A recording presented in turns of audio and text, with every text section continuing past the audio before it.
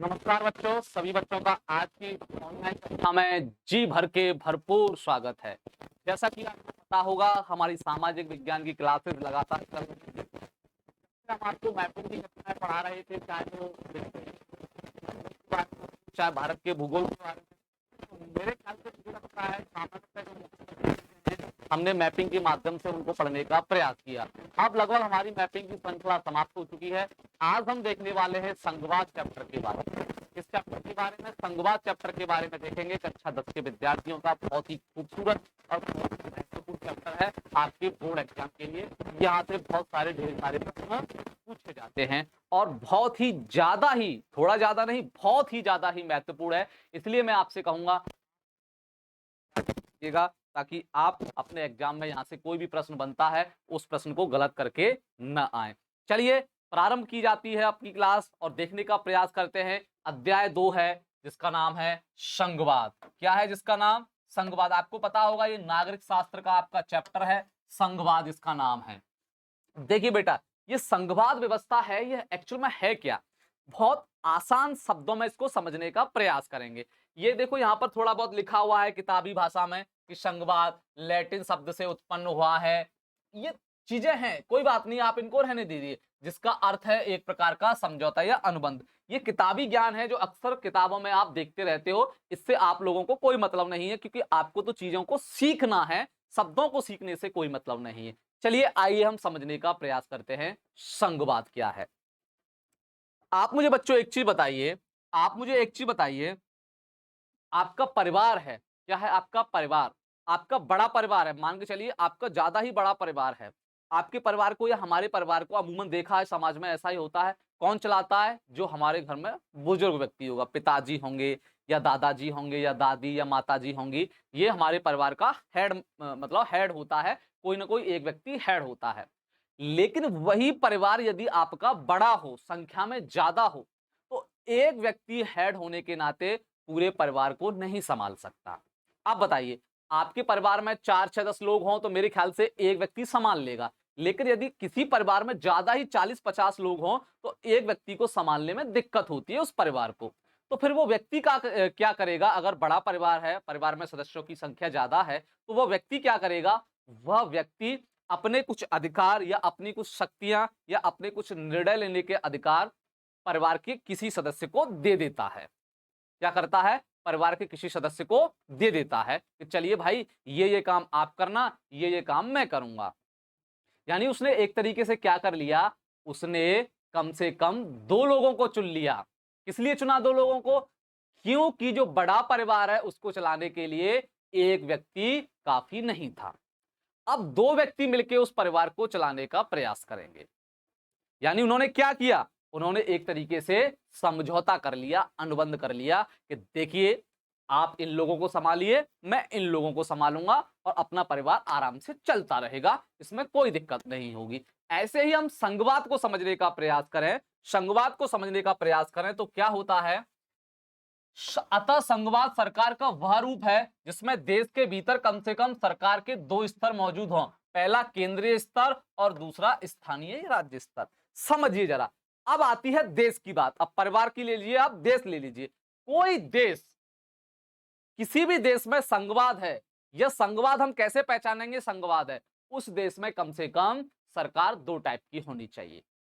कम से कम सरकार 2 टाइप की। जैसे थोड़ी देर पहले मैंने आपको एक परिवार का एग्जांपल दिया कि कोई बड़ा परिवार है और उस परिवार में कम से कम 2 लोग होने चाहिए जो निर्णय लेने का मादा रख पाए, तो हम बोलेंगे उस परिवार में संघवाद है।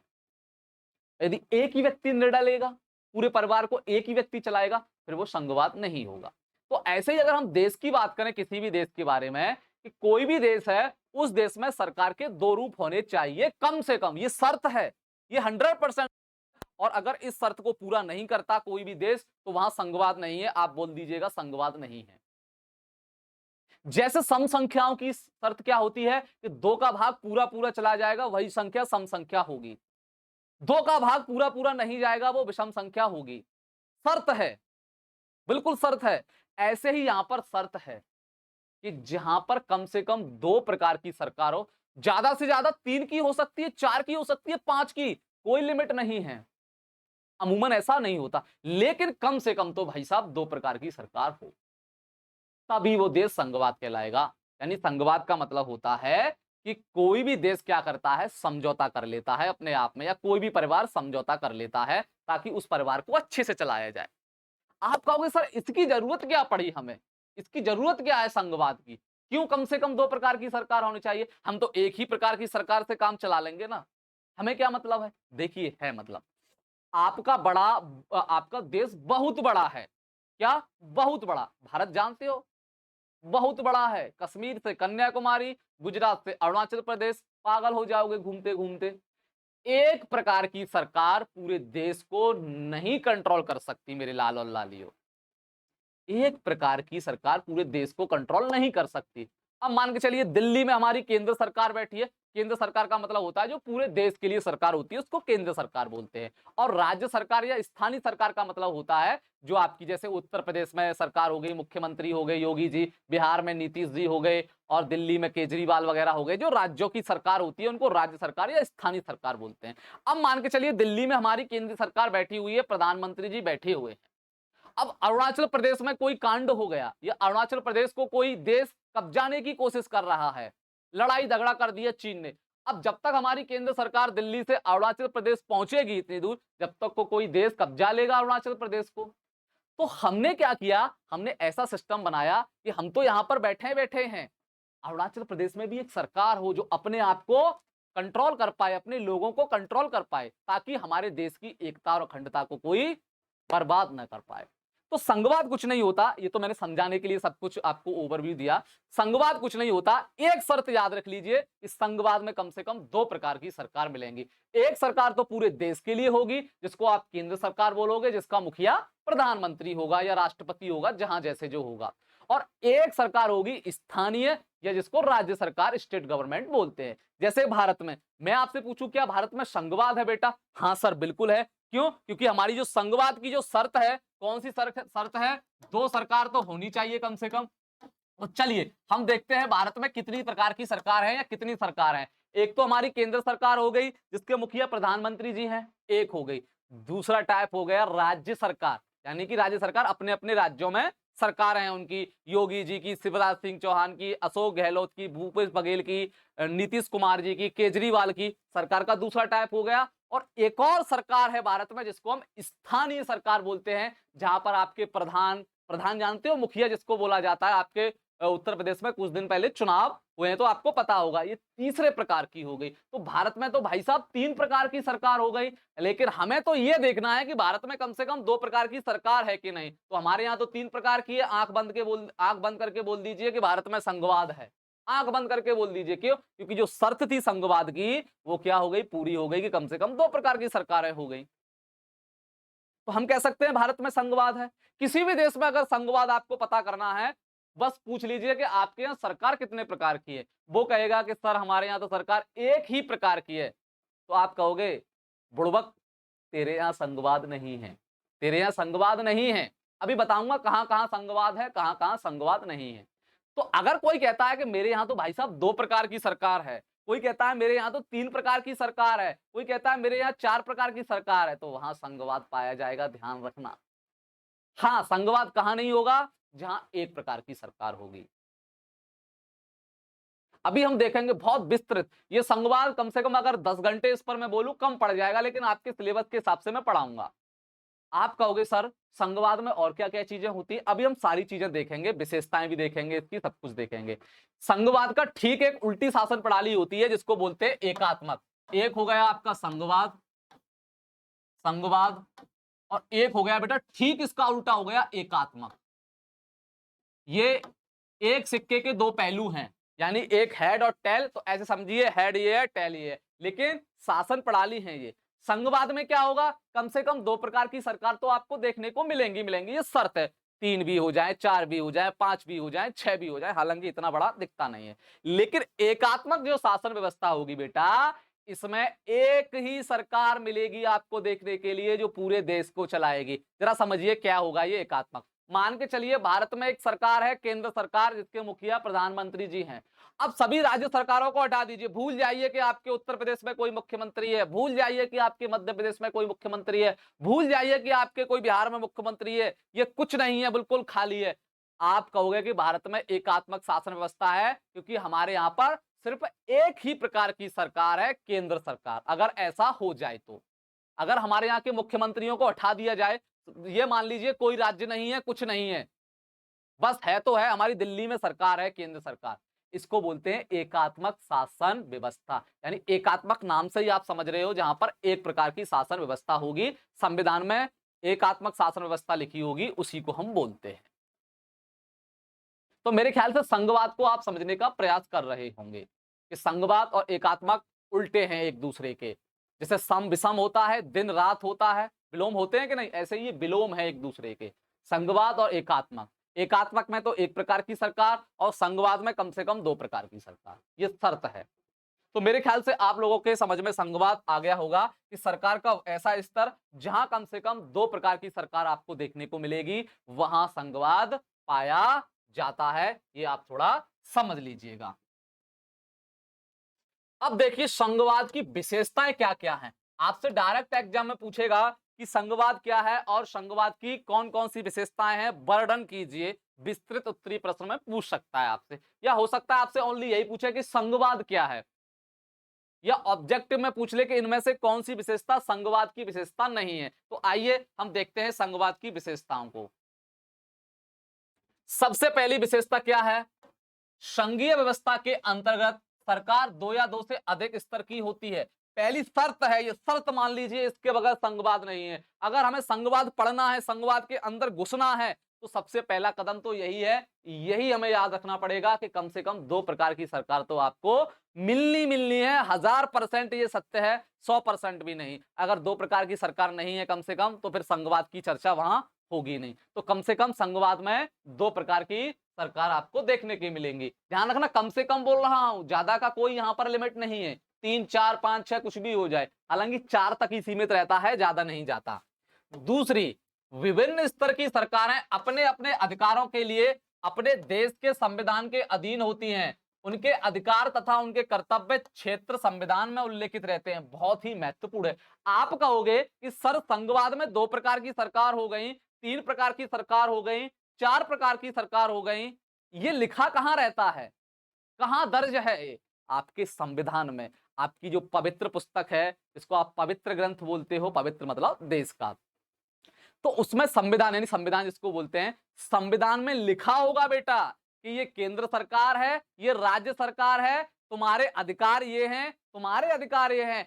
जैसे कि एक बाप अपनी संपत्ति को दो बेटों में बांटता है और कहता है कि बेटा इतने बीघा खेत तुम्हारे लिए है, इतने बीघा खेत तुम्हारे लिए है, और इतने सोने चांदी के जवाहरात तुम्हारे लिए हैं, इतने तुम्हारे लिए हैं। और आप एक दूसरे की चोरी नहीं करोगे, आप एक दूसरे से ये नहीं कहोगे कि ये मेरा है, ये मेरा है, क्योंकि वो पिताजी ने क्या कर दिए, बांट दिए।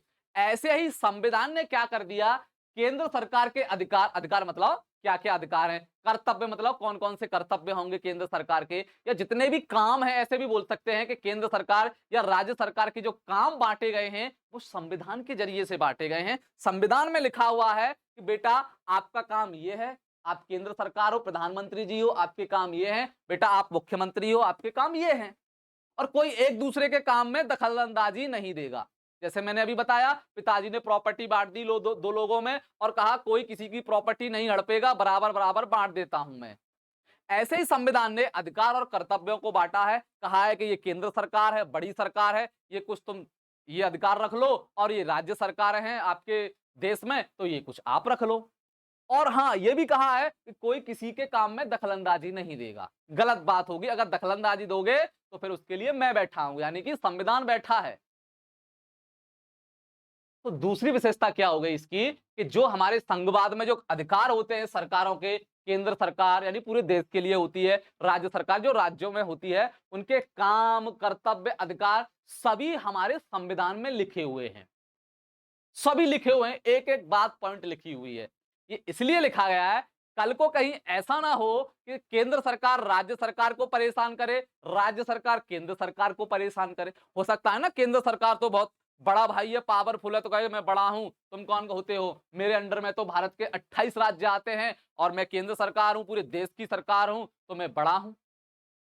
हड़प ना ले किसी राज्य को, किसी राज्य के अधिकारों को ना हड़प ले, इसलिए संविधान में लिख के गया है, ये बात को लिख दिया गया है कि यदि ऐसा कोई करता है, एक दूसरे के अधिकारों का हनन करता है, एक दूसरे के कर्तव्यों को कोई परेशान करता है या कुछ भी करता है, तो उसके लिए फिर संविधान प्रावधान करता है कि फिर कोर्ट में जाइएगा, कोर्ट ये डिसाइड करेगा कि कौन गलत है कौन गलत नहीं है। उसके लिए हमारे यहाँ कोर्ट भी है, स्वतंत्र कोर्ट है, स्वतंत्र न्यायपालिका, अभी पढ़ेंगे हम। तो दूसरा हो गया, पहला क्या हो गया इसकी विशेषता, पहला इसका गुण क्या हो गया, कम से कम भाई साहब 2 प्रकार की सरकार मिलेगी, ये तो बिल्कुल कंपलसरी है। दूसरा क्या, यदि 2 प्रकार की सरकार मिलेगी तो भैया उसके अधिकार और कर्तव्य कहां हैं, ये हमारे संविधान में लिखे हुए हैं। संविधान गारंटी देता है कि आप राज्य सरकार हो, राज्य सरकार के विषय ये है, राज्य सरकार इस पर कानून बनाएगी जिसको राज्य सूची के नाम से बोलते हैं। संघ सूची में उन्हीं विषयों को शामिल किया है जिन पर केंद्र सरकार कानून बनाएगी।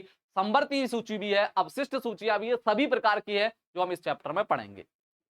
तो आपने पहली विशेषता देखी कि कम से कम यह 2 प्रकार की सरकार होगी। दूसरी विशेषता देखी कि यहां पर सरकारें 2 प्रकार की हो चाहे 3 प्रकार की हो, कोई फर्क नहीं पड़ता, लेकिन उनके अधिकार और कर्तव्य संविधान में लिख के आएंगे, ना कि किसी व्यक्ति के कहने से। ये दूसरा टाइप हो गया इसकी विशेषता का। ठीक, चलिए तीसरा देखते हैं बेटा। तीसरा क्या हो गया, तीसरा देखिए, देश में स्वतंत्र न्यायपालिका होगी। वाह, जो सरकारों के विभिन्न स्तरों में होने वाले झगड़े का न्याय निष्पक्ष करती है।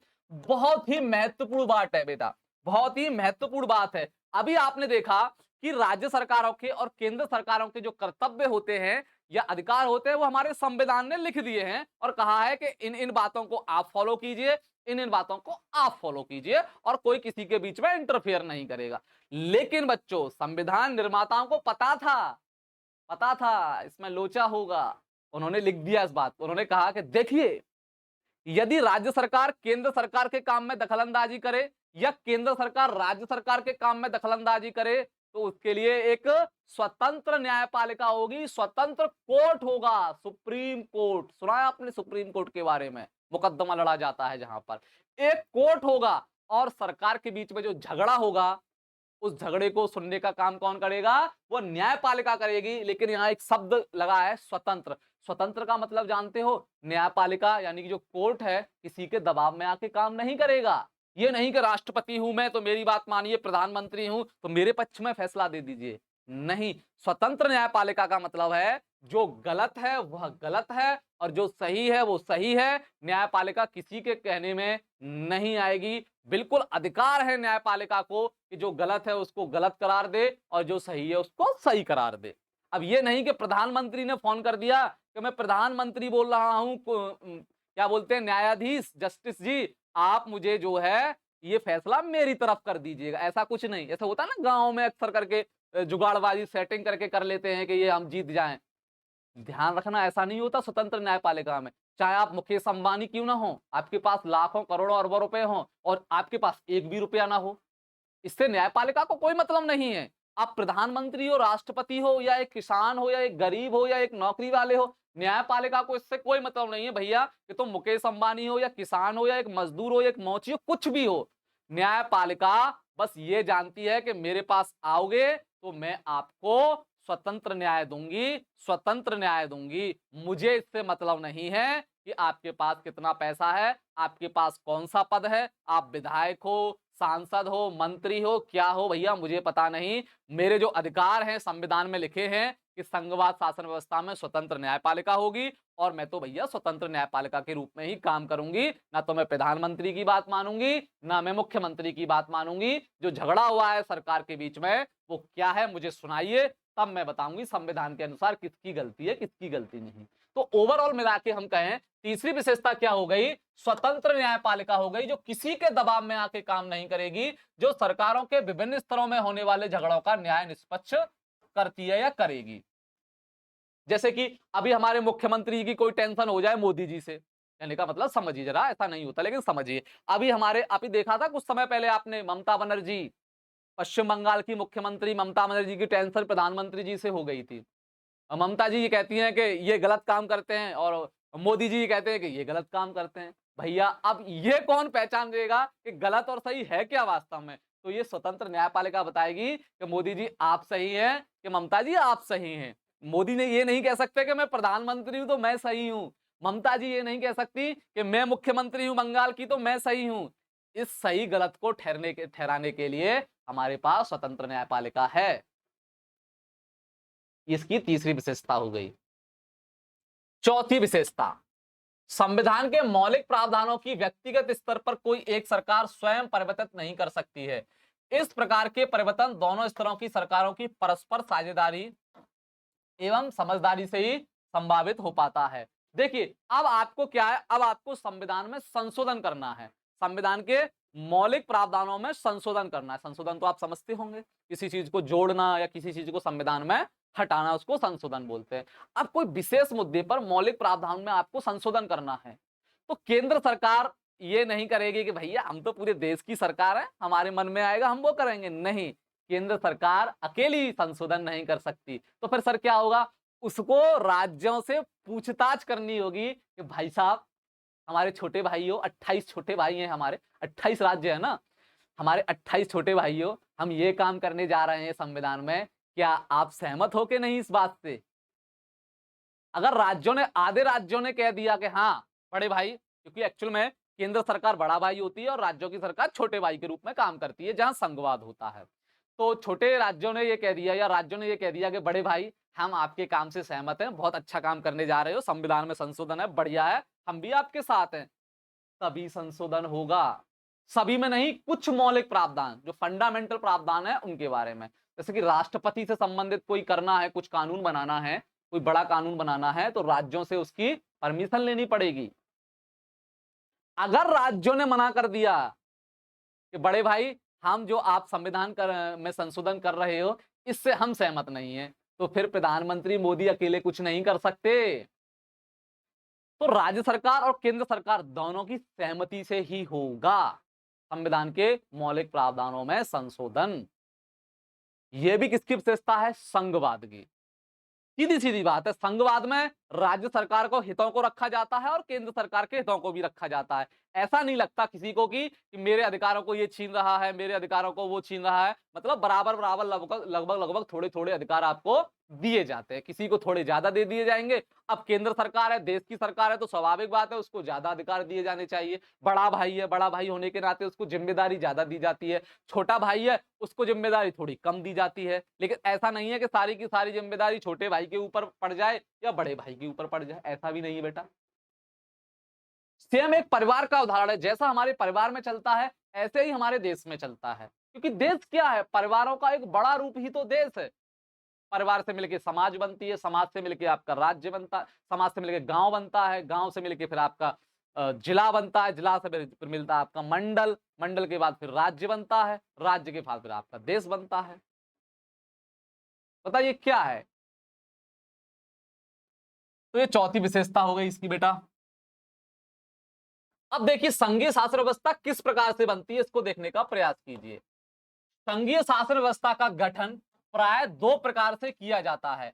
अब किसी भी देश में संघीय शासन व्यवस्था का जो गठन है वो दो प्रकार से किया जाता है। अब किस तरीके से, जरा देखिएगा। विश्व में जितने भी संघवाद वाले देश हैं, संघवाद विश्व में जहां जहां भी है वहां पर दो प्रकार का संघवाद है, दो प्रकार से हम संघवाद को अपनाते हैं। देखिए कैसे। पहला, दो या दो से अधिक स्वतंत्र राष्ट्र को एक साथ मिलाकर एक नवीन शक्तिशाली इकाई का गठन करना। उदाहरण के लिए अमेरिका, ऑस्ट्रेलिया आदि। देखिए एक संघवाद होता है कुछ इस टाइप का कि छोटे छोटे देश, क्या छोटे छोटे देश मिलकर एक बड़ा देश बना लेते हैं। एक तो इस प्रकार से हो जाता है आपका कि हाँ वहां संघवाद है। ऐसा हालांकि अब लगभग दुनिया में नहीं है, बहुत कम देखने को मिलता है, लगभग समाप्त हो गया है इस टाइप का कि छोटे छोटे देश मिलके एक अपना एक बड़ा बना लेते हैं ताकि सारी चीजों को देखा जा सके। ये लगभग अब समाप्त हो चुका है। अब कहोगे सर इसमें अमेरिका को क्यों रख दिया? बेटा अमेरिका जो है बहुत पहले, अमेरिका का संविधान 1789 में लागू हुआ था। उससे भी पहले अमेरिका क्या हुआ करता था, संघ था अमेरिका, लेकिन किस टाइप का, इसी प्रकार से बना था। इस प्रकार से बना था, लेकिन इस प्रकार को फिर वहां के कोर्ट ने रद्द कर दिया, इस प्रकार के फिर उसको वहां पर रद्द कर दिया गया। जैसे ऑस्ट्रेलिया, ऑस्ट्रेलिया का संविधान या ऑस्ट्रेलिया की संघीय व्यवस्था, ये क्या थी, छोटे छोटे राष्ट्रों से मिलकर बना दी गई थी। ये एक प्रकार होता है, ये अमूमन लगभग अब बहुत कम देखने को मिलता है, क्योंकि यहां पर क्या होता है, अब आप भी देखिए छोटे छोटे राष्ट्र भी अपने आप को स्वतंत्र घोषित करने लगे हैं, तो उनको किसी देश के साथ मिलने की कोई आवश्यकता नहीं है। तो कहां का, अमेरिका का और ऑस्ट्रेलिया का। अमेरिका से बच्चों मुझे एक याद आ गई बात, बहुत महत्वपूर्ण। जो अमेरिका देश है ना, इसको आप संयुक्त राज्य अमेरिका बोलते हो, इसको ही संघवाद का जनक कहते हैं, संघवाद का जनक या संघवाद का पिता, संघवाद का जनक। ये संघवाद का पिता है कौन सा, अमेरिका। अगर आपसे कोई पूछे कि अमेरिका संघवाद का जनक कौन सा देश है आधुनिक दुनिया में, आधुनिक संघवाद का जनक कौन है, तो आप बताओगे America, USA, United state of America. ठीक, ध्यान रखना। एक तो प्रकार ये हो गया, और दूसरा प्रकार बच्चों क्या होगा, दूसरा प्रकार देखेंगे हम किस तरीके से। संघीय व्यवस्था की एक अन्य विधि कि बड़े बड़े देश अपनी आंतरिक संस्कृति, शिक्षा, भाषा इत्यादि अनेक विविधताओं को ध्यान में रखते हुए राज्यों का गठन करके राज्य और राष्ट्रीय प्रशासन के मध्य सत्ता का विभाजन करते। समझिए, अब ये दूसरा प्रकार क्या है कि कोई एक बहुत बड़ा देश है, उसका क्षेत्रफल ज्यादा है, उसमें कई प्रकार की जातियां रहती हो, कई प्रकार की संस्कृति हो, कई प्रकार की शिक्षा देखने को मिलती हो। जो बड़े देश होते हैं वो क्या करते हैं कि अपने जो राज्य होते हैं, अपने क्षेत्रफल को छोटे छोटे राज्यों में विभक्त कर देते हैं कि ये वाला राज्य हो गया, ये वाला राज्य हो गया, ये वाला, और फिर क्या करते हैं, उनके साथ मिलकर सत्ता की साझेदारी के रूप में संघवाद का निर्माण करते हैं। इसमें बहुत ही खूबसूरत आपका उदाहरण है भारत। भारत क्या है बताइए, भारत ने क्या किया, अपने छोटे छोटे राज्यों के साथ क्या किया, संघवाद अपना लिया मिलके। क्योंकि भारत में क्या है, विभिन्न प्रकार की विविधताएं हैं, और आपकी विभिन्न प्रकार की धार्मिक लोग रहते हैं, संस्कृति है विभिन्न प्रकार की, सब कुछ है भारत में और बड़ा भी है। बेल्जियम, बेल्जियम का संघवाद, ये इस टाइप के उदाहरण है, यही देखने को ज्यादा मिलता है आजकल, ये वाला टाइप आजकल आपको ज्यादा देखने को मिलेगा। बताइए यहां तक कोई किसी को कोई दिक्कत, मेरे ख्याल से कोई दिक्कत यहां पर नहीं होनी चाहिए आपको। समझ चुके होंगे बिल्कुल। अब मैं कुछ ऐसे पॉइंट बताने जा रहा हूं आपको जो आपको पता होने चाहिए। देखिए, मैंने थोड़ी देर पहले बताया कि आधुनिक संघवाद का जनक किसको कहा जाता है, अमेरिका को। बहुत अच्छी बात, ये पॉइंट आप याद रख लेना, जीके के लिए भी महत्वपूर्ण है, चैप्टर से भी महत्वपूर्ण है। अब आप मुझसे बेटा एक प्रश्न पूछोगे कि सर किसी भी देश के लिए संघवाद अपनाने के क्या कारण होते हैं, कोई देश संघवाद क्यों अपनाता है। एकात्मक शासन व्यवस्था भी तो अपना सकते थे हम, एकात्मक शासन व्यवस्था जहां पर ओनली एक प्रकार की शासन व्यवस्था होगी, उसको क्यों नहीं अपनाया। बेटा कुछ कारण होते हैं, कुछ परेशानी होती है। देखिए, सबसे पहले तो ध्यान रखना, इस संघवाद को अपनाने का पहला कारण है क्षेत्रफल बड़ा होना। किसी देश का क्षेत्रफल यदि बड़ा होता है तो उसकी मजबूरी हो जाती है संघवाद को अपनाना। अब मान के चलिए जैसे भारत है, भारत का क्षेत्रफल बहुत बड़ा है, बहुत बड़ा है, आप घूमते घूमते पागल हो जाओगे फिर भी नहीं घूम पाओगे। अब मुझे आप एक चीज बताइए, हमें अपने देश की रक्षा करनी है, सुरक्षा करनी है, कैसे करोगे आप, दिल्ली में बैठ के कर लोगे पूरे देश को कंट्रोल, बताइए। अब बताइए, अगर एकात्मक शासन व्यवस्था अपनाते हम लोग, एकात्मक शासन व्यवस्था अपनाते, एकात्मक शासन व्यवस्था का मतलब देश के लिए पूरी एक ही सरकार होगी। अब हमारी दिल्ली में बैठी हुई सरकार क्या अरुणाचल प्रदेश को देख पाती क्या हो रहा है, क्या सिक्किम को देख पाती क्या हो रहा है। चीन परेशान करता रहता ना दिन पे दिन, आप देखते होंगे, वहां पर सरकार है इसलिए बचा हुआ है, वरना अगर एकात्मक सरकार एक ही सरकार होती ना देश के लिए, कब का कब्जा लिया होता चीन ने। जम्मू कश्मीर है, जम्मू कश्मीर पाकिस्तान कब्जा लेता अगर जम्मू कश्मीर में सरकार नहीं होती।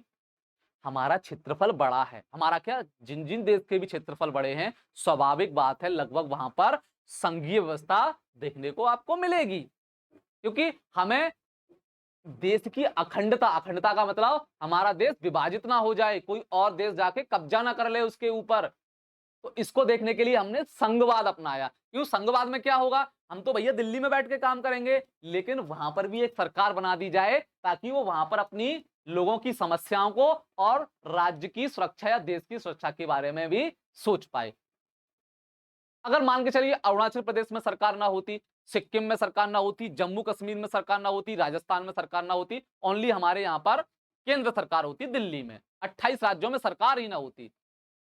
पाकिस्तान जम्मू कश्मीर को कब्जा लेता, चीन सिक्किम और अरुणाचल प्रदेश को कब्जा लेता और हम कुछ नहीं कर पाते, क्योंकि वहां तक जाने में बहुत समय लगता, हमारी सेना को भी बहुत समय लगता वहां तक पहुंचने में, उनको मौका मिल जाता। तो इसीलिए संघवाद जो शासन व्यवस्था है, संघीय शासन व्यवस्था है, उसको अपनाने के यही कारण है कि एक तो हमें देश की अखंडता, अखंडता मतलब पूरा देश एक चाहिए, अलग ना हो जाए, कहीं ऐसा ना हो कि अरुणाचल प्रदेश हमारे देश से अलग हो जाए, पश्चिम बंगाल हमारे देश से अलग हो जाए, देश को एक भी तो करना है। दूसरा रीजन यह है कि हमारे देश में जो विविधताएं हैं, विविधताएं मतलब अनेक जाति के लोग, अनेक धर्मों के लोग, अनेक प्रकार की शिक्षा, अनेक प्रकार की संस्कृति, उसका भी हमें सम्मान करना है। क्या करना है? उसका भी बेटा हमें सम्मान करना है। केरल के लोगों की संस्कृति अलग है, तो स्वाभाविक बात है वहां का खान पान सब कुछ अलग होगा, तो वहां की उसका सम्मान भी हो रहा है कि केरल की सरकार देख रही है वहां पर सब कुछ अच्छे तरीके से चल रहा है। उत्तर प्रदेश की संस्कृति अलग है, उत्तर प्रदेश की जो है चीजें अलग हैं, तो उसको उत्तर प्रदेश की सरकार संभाल रही है। देखिए ना आप, सभी धर्मों का रेस्पेक्ट भी हो रहा है बहुत अच्छे तरीके से और देश की सुरक्षा भी हो रही है। बिहार में कुछ और है, बंगाल में कुछ और है, सभी प्रांतों की, सभी राज्यों की जो संस्कृति अपनी अपनी अलग है, उन सभी का सम्मान भी बहुत अच्छे से हो रहा है और देश की अखंडता भी बढ़िया तरीके से चल रही है। एकता भी देश को पूरी तरीके से लेके जा रहे हैं हम लोग एकता की तरफ, इसमें किसी को कोई नुकसान तो नहीं हुआ। यदि हम कल को ये कहते कि सुनिए केरल वाले, सुनिए बंगाल वाले, सुनिए बिहार वाले, कुछ नहीं होगा, हम जो कहेंगे वही होगा, देश के लिए एक ही कानून होगा, देश के लिए एक ही संस्कृति होगी, एक प्रकार के कपड़े पहनने हैं सभी लोगों को, एक ही खाना खाना है और एक ही धर्म के लोग रहेंगे, गलत बात हो जाएगी ना? बिल्कुल गलत बात हो जाएगी। इसलिए हम कहते हैं कि संघवाद शासन व्यवस्था को अपनाने के दोहरे उद्देश्य हैं। दो उद्देश्य थे हमारे संघवाद शासन व्यवस्था को अपनाने के। एकात्मक शासन व्यवस्था हमें अच्छी नहीं लगी, संघवाद संघीय शासन व्यवस्था हमें अच्छी लगी थी। और दो कारण क्या थे? एक तो हमारा जो देश है बहुत बड़ा है, उसकी हमें सुरक्षा करनी है, अखंडता रखनी है हमें, उसकी पूरा एक रहे, अलग ना हो जाए कोई भाग। दूसरा रीजन ये था कि भारत में विविधता बहुत है, विविधता मतलब बहुत धर्मों के लोग, विभिन्न जातियों के लोग, सभी प्रकार के लोग हैं, उनका भी हमें मान सम्मान रखना है, बनाए रखना है बराबर। किसी जाति धर्म को ये ना लगे कि हमारे साथ भेदभाव हो रहा है या हमारे साथ गलत हो रहा है, ये भी बहुत बड़ा रीजन था। तो देखिए कितने फायदे हुए हमें, दो फायदे हुए। एक तो हमारे देश की जनता बिल्कुल जो अलग धर्मों की है, अलग जातियों की है, अलग संस्कृति, अलग शिक्षा है उसकी, बिल्कुल उसका सम्मान। दूसरा हमारी देश की एकता बनी रहेगी, अखंडता बनी रहेगी, है कि नहीं?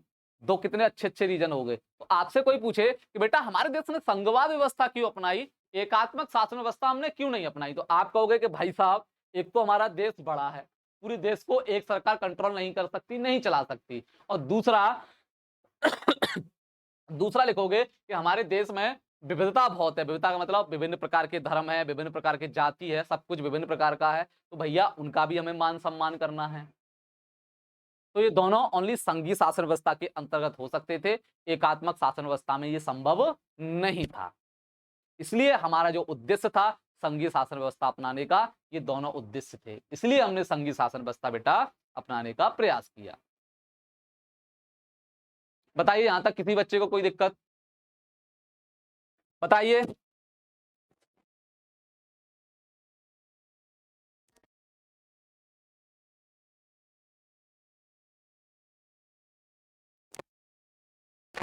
मेरे ख्याल से यहां तक किसी को कोई प्रॉब्लम नहीं होगी, वो समझाया है।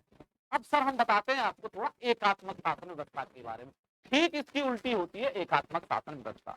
मेरे ख्याल से आप इसको समझ गए होंगे, अगर थोड़ा भी समझ में आया होगा बहुत बड़ी बात है, क्योंकि थोड़ा कठिन टाइप का कंसेप्ट है ये। एक बार वीडियो देखिएगा, दो बार देखिएगा और पहले पूरे चैप्टर को पढ़ लीजिए आराम से, जितने भी लेक्चर आएंगे लास्ट में जाके क्लियर हो जाएगा ये चैप्टर, कोई दिक्कत आपको नहीं होगी। ये तो बेटा हुआ हमारा सबका सब बात हमारी आपसे संघवाद के ऊपर, लेकिन इसकी ठीक उल्टी व्यवस्था बेटा एक होती है एकात्मक शासन व्यवस्था। कौन सी? एकात्मक शासन व्यवस्था। एकात्मक शासन व्यवस्था इसकी ठीक उल्टी होती है, विलोम होता है। आप कहोगे सर ये क्या होता है, एकात्मक शासन व्यवस्था क्या होती है? इसको तो हमने कहीं पढ़ा भी नहीं है, देखा भी नहीं, बताता हूं। एकात्मक शासन व्यवस्था बेटा जो होती है वो उन देशों में पाई जाती है जहां पर उनका क्षेत्रफल थोड़ा कम होता है। क्या होता है? थोड़ा कम होता है, पर ज्यादा बड़े देश नहीं, या एक ही जाति के लोग रहते हो। क्या रहते हो? एक ही जाति या एक ही धर्म के लोग ज्यादा रहते हो, वहां पर एकात्मक शासन व्यवस्था आपको देखने को मिलेगी। तो आपसे कोई पूछे बेटा, आपसे कोई पूछे कि भारत क्या है, आप भूल गए, मान के चलिए आप भूल गए, आप याद करिएगा कि भारत में हमने बताया था विभिन्न धर्म रहते हैं, विभिन्न धर्मों के लोग रहते हैं, विभिन्न जातियों के लोग रहते हैं। इसका मतलब क्षेत्रफल भी सर ने बताया था बहुत बड़ा है, इसका मतलब संघीय व्यवस्था है।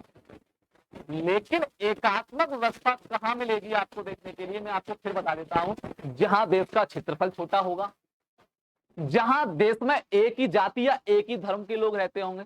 सर ऐसा देश कौन सा है? ब्रिटेन। इंग्लैंड का नाम सुना है आपने? इंग्लैंड, जिनके हम लोग गुलाम थे। इंग्लैंड में एकात्मक शासन व्यवस्था देखने को मिलेगी। इंग्लैंड का क्षेत्रफल ज्यादा बड़ा नहीं है बेटा, इंग्लैंड में विभिन्न जातियों के, विभिन्न धर्मों के लोग नहीं रहते, वहां ईसाई वगैरह ही देखने को मिलेंगे आपको। हमारे यहाँ हिंदू, मुस्लिम, सिख, ईसाई, जैन, बौद्ध सब कुछ देखने को मिल जाएगा, वहां देखने को नहीं मिलेगा। फ्रांस, फ्रांस में एकात्मक शासन व्यवस्था देखने को मिलेगी आपको। कहां पर बेटा? फ्रांस में। क्यों? फ्रांस का क्षेत्रफल भारत के बराबर नहीं है, भारत बहुत बड़ा है क्षेत्रफल में, 7वें नंबर पर। आप कहोगे सर फ्रांस में एक ही जाति या एक ही धर्म के लोग ज्यादा रहते हैं, आप देख लीजिए ना, एक ही जाति या एक ही धर्म के लोग ज्यादा रहते हैं वहां पर। हम कहोगे सर हमारे इंडिया के भी जाके तो बच गए, थोड़ा बहुत बच गए हैं, लेकिन अमूमन जो संख्या है एक ही धर्म के लोगों की ज्यादा होगी वहां पर, एक ही जाति के लोगों की ज्यादा होगी, वहां पर एकात्मक शासन व्यवस्था देखने को मिलेगी। अच्छा, वहां फायदा क्या होते हैं एकात्मक शासन व्यवस्था के? फायदा है वहां पर, वहां आप संघीय व्यवस्था अपना लो। मान के चलिए क्षेत्रफल में आपका देश है छोटा सा, ये कोई देश है, ये मान के चलिए ये फ्रांस है, और ये कोई क्षेत्रफल में बड़ा देश है भारत या ऑस्ट्रेलिया, कोई भी बात नहीं, भारत या ऑस्ट्रेलिया। अब ये बेचारा फ्रांस को अपने देश की एकता या अखंडता बनाए रखने के लिए ज्यादा प्रयास नहीं करना पड़ेगा, कि उसको पता है मेरा देश तो इतना सा है, छोटा सा है, मैं क्या संघीय व्यवस्था अपनाऊंगा, मैं क्या राज्य सरकारों को बनाऊंगा, क्या होता ना भाई, आपका सैलरी वगैरह भी देनी पड़ती है, तो कहाँ से देनी पड़ती है? देश ही तो देता है, देश की जनता देती है, देश का सरकारी खजाना देता है। तो फ्रांस को लगता है कि बेटा मेरी सरकार एक ही यहाँ पर काफी है, मैं तो एक ही पिता की सरकार से काम चला लूंगा अपना, मेरा देश ज्यादा बड़ा नहीं, एक ही जाति है, तो पता है मुझे ज्यादा लफड़ा करने की आवश्यकता है ही नहीं। लेकिन अगर भारत में आप देखोगे कि भारत में एकात्मक शासन व्यवस्था, अगर सोचने का कल्पना भी करो कि यहाँ एकात्मक शासन व्यवस्था हो, तो कल्पना भी मत करना। क्यों? एक तो इसका क्षेत्रफल बहुत बड़ा है, जम्मू कश्मीर से आप अगर कन्याकुमारी की तरफ चले जाओगे ट्रेन से भी तो 4-5 दिन लगेंगे आपको, इधर गुजरात से लेके अरुणाचल प्रदेश चले जाओगे तो भी 4-5 दिन लग जाएंगे आपको, है इतना बड़ा, विभिन्न जाति धर्मों के लोग रहते हैं। लेकिन इंग्लैंड और फ्रांस में ऐसा नहीं होता, एक तो वो क्षेत्रफल में छोटे हैं और साथ ही साथ उनके यहाँ एक ईसाई धर्म ज्यादा है वहां पर, ईसाई जानते हो, ईसाई धर्म ज्यादा है वहां पर, इसलिए वहां पर एकात्मक शासन व्यवस्था बहुत अच्छे तरीके से काम कर सकती है। और संघात्मक शासन व्यवस्था कहां पर काम करेगी? जहां पर क्षेत्रफल बड़ा होगा, जिस देश का विभिन्न जाति धर्मों के लोग रहते होंगे, वहां पर आपकी संघवाद यानी संघीय व्यवस्था ज्यादा अच्छे तरीके से कारगर होगी।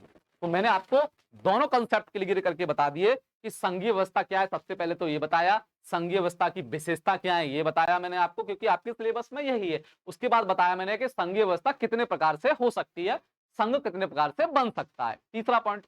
अब हमने अगला पॉइंट बताया ठीक इसका उल्टा, कि इसका उल्टा जो एकात्मक सरकार होती है वो क्या होती है, उसको समझने का प्रयास किया। फिर हमने बताया कि संघवाद अपनाने का क्या रीजन था, क्या कारण था। हमें भाई हम तो एकात्मक शासन व्यवस्था भी तो अपना सकते थे, हमारे पास कौन सा प्रेशर था किसी का कि संघात्मक ही अपनानी है। हमने अपना फायदा देखा, अपने देश की परिस्थितियों को देखा कि हमारे देश के लिए कौन सी अच्छी रहेगी, तो हमारे देश के लिए संघीय शासन व्यवस्था अच्छी रहेगी, इसलिए हमने अपना लिया और कारगर भी साबित हो रही है हमारे देश में। और एकात्मक शासन व्यवस्था है उसके अपने फायदे हैं। उसके क्या फायदे हैं भैया? देश छोटा होगा, ये वहां पर अच्छी तरीके से कामयाब हो जाएगी। एक ही जाति या धर्म के लोग रहेंगे, वहां पर अच्छी तरीके से कामयाब हो जाएगी। ऐसा नहीं है कि एकात्मक शासन व्यवस्था बुरी है, ऐसा नहीं है बेटा। आप ये मत सोचिए कि संघात्मक शासन व्यवस्था है तो इसके लाभ है, बहुत लाभ है, घाटा भी है, नुकसान भी है। अपनी अपनी जगह है दोनों। जहां क्षेत्रफल छोटा होगा, जहां की जनसंख्या एक ही जाति या एक ही धर्म की होगी, वहां पर ये कारगर होगी, ये वाली कारगर नहीं हो सकती। और जहां का क्षेत्रफल और जनसंख्या या विभिन्न धर्मों या जाति के लोग ज्यादा है, वहां ये कारगर होगी, ये कारगर नहीं हो सकती। तो दोनों के अपने फायदे हैं और दोनों के बेटा अपने नुकसान भी हैं। तो मेरे ख्याल से आप इस कंसेप्ट को काफी अच्छे तरीके से समझ पा रहे होंगे। बताइए यहां तक किसी बच्चे को कोई दिक्कत? तो जो संघवाद है, ये बेसिक चीज है, इसको हमने समझने का प्रयास किया और आपने भी समझने का प्रयास किया होगा। कोई दिक्कत नहीं, ये थोड़ा कंसेप्ट थोड़ा कठिन टाइप का है, तो आपको थोड़ा बहुत भी समझ में आए तो टेंशन लेने की आवश्यकता नहीं है। चैप्टर जैसे जैसे खत्म होगा आपके सारे कंसेप्ट क्लियर होते जाएंगे। ठीक, तो ध्यान रखना, हमने क्या देखा? हमने संघवाद के बारे में पढ़ा। किसके बारे में पढ़ा बेटा? संघवाद के बारे में पढ़ा। चलिए, संघवाद के बारे में पढ़ा, संघवाद। ठीक, उसके बाद पढ़ा कि क्या कारण है संघवाद अपनाने के, क्यों अपनाया जाता है। ठीक, इसके बाद फिर हमने पढ़ा एकात्मक। क्या पढ़ा? एकात्मक, एकात्मक शासन व्यवस्था। एकात्मक शासन व्यवस्था। ऐसे ही हमने संघीय संघवाद शासन व्यवस्था या संघीय शासन व्यवस्था, कुछ भी बोल दो, इसके बारे में पढ़ा। दोनों के बेटा अपने अपने फायदे हैं, दोनों के बेटा अपने अपने नुकसान भी है, और दोनों का इस्तेमाल कहाँ किया जाता है, कहाँ पर लागू की गई है, मैंने ये भी बता दिया। दुनिया के जो क्षेत्रफल में अधिकतर बड़े देश है ना बेटा, वहां पर लगभग संघीय शासन व्यवस्था देखने को मिलती है। सब में नहीं, ये मत सोचना कि सर ने बताया था, मैं बता रहा हूँ लगभग 90%, लगभग 90%। जैसे ऑस्ट्रेलिया है, ऑस्ट्रेलिया बहुत बड़ा है, भारत से भी बड़ा है ऑस्ट्रेलिया क्षेत्रफल में, तो है कि नहीं? तो ऑस्ट्रेलिया में भी संघवाद देखने को मिलेगा। अमेरिका है, अमेरिका भी भारत से बड़ा है, क्षेत्रफल में बड़ा है कि नहीं? अमेरिका है, बिल्कुल है। सबसे बड़ा कनाडा है। तो जो जितने भी लगभग 90% जो बड़े बड़े देश हैं या वहां पर विभिन्न जाति धर्मों के लोग रहते हैं, वहां पर संघीय शासन व्यवस्था ही अपनाते हैं वो लोग। बताइए, यहां तक मेरे ख्याल से किसी बच्चे को कोई प्रॉब्लम नहीं रही होगी, और उम्मीद करता हूं इसका जो आगे वाला भाग है आप जरूर देखोगे और आपको अच्छे से समझ में भी आएगा, क्योंकि मैं बिल्कुल एक व्यवहारिक उदाहरण देकर समझाने का प्रयास कर रहा हूं आप लोग। ठीक है बेटा, तो अब हमारी कक्षा यहाँ समाप्त होती है। हम आपसे अगली कक्षा में मिलेंगे। जब तक आप सारी चीजों को देखते रहिए, पढ़ते रहिए, और अगर ये समझ में ना आए तो दोबारा वीडियो देखिए। फिर भी समझ में ना आए तो आप, जब ये क्लास खत्म हो जाएगी तो जो कमेंट्स है उसको लिख दीजिए, सर हमें यहाँ दिक्कत है, तो हम अगली कक्षा में उसको सॉल्व करने का प्रयास करेंगे। ठीक, तो चलिए फिर हम आपसे मिलेंगे अगली कक्षा में। तब तक के लिए टाटा बाय।